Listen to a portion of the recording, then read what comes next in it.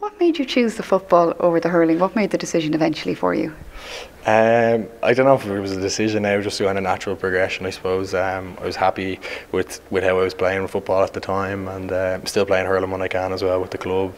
But yeah, I suppose I just kind of am enjoying it more at the minute, and that's the main driving factor behind it. We don't turn up 4 nights a week for no reason. You know, we're all there to practice the skills and to really enjoy getting out there and expressing ourselves as footballers.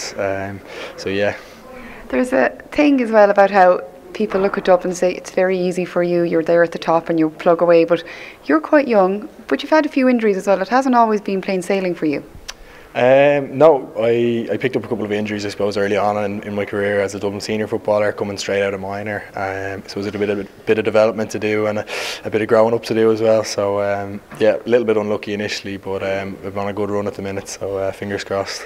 Do you think would that have been part of the fact that you come from the minor, which you can be a brilliant minor footballer, we all know examples over the years, but you go in with the big boys then and the level goes up. Can you describe the difference, I suppose, in the intensity of play there?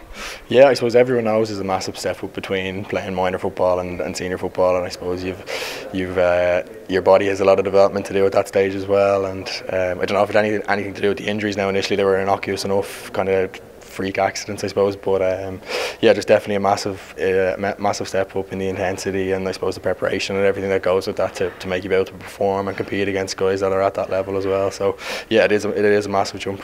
You know, when you're playing minor football, it's all with your mates and guys you grew up with, and I suppose you're not even thinking about it. You're just going out and playing, and I suppose at senior county level, you know, you have to do your preparation and know your opposition and who you're playing against and what their strengths are, and know your own team strengths and the whole lot. And I suppose there's a lot more of that kind of analysis side than there was when we were playing minor and stuff. But yeah, I suppose it's all to benefit you on the pitch at the end of the day, so we're happy to do it. If you were to break down your training schedule, how much of it is down to playing, practicing, training, and how much is broken down into the tactical side, the analysis, the looking at the stats? What's the ratio there? I suppose the training side of it is still the main driving force, and we've a lot of good people in the background doing a lot of the analysis stuff behind the scenes and doing the stats work and things, which we do then have a look at and feed off and get some information from. But I suppose probably still 90% of it is about preparing your own body and to get the physical side of things right on the pitch and perform on the day. I've spoken to many a footballer from many counties around the country. I've noticed some of them love the tactical side, some could spend all day watching videos, others hate it. Where do you sit in it? Yeah, I'd be somewhere in between, I'd say. So some days you really enjoy it, and then some days you'd rather just get out and kick the ball around and not think about who you're playing against or what the standard is like. But I suppose at this level there's no shortcuts, and you have to have your preparation done for every team, no matter who you're playing with. So yeah, it's really, really important side of the game, and I'm starting to enjoy it a little bit more. How do you feel about watching yourself, especially when it didn't go to plan?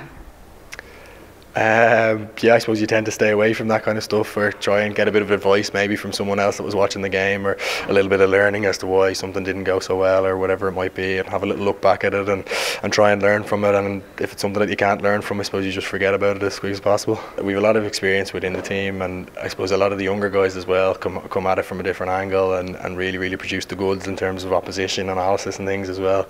And defensively we've got a really solid group, and I suppose we all bounce off each other in terms of learning. So there's no one specifically that I go to, but we're all there to share with each other and hopefully see things that maybe someone else didn't see, or offer advice. And I suppose that's from the younger guys in the squad can advise the older guys. It doesn't have to be a kind of generation gap thing either. You know, we've guys coming in after winning 21s championships last year, and they're more than happy to share what they think about maybe more kind of mature members of the squad's opinions on things as well. So.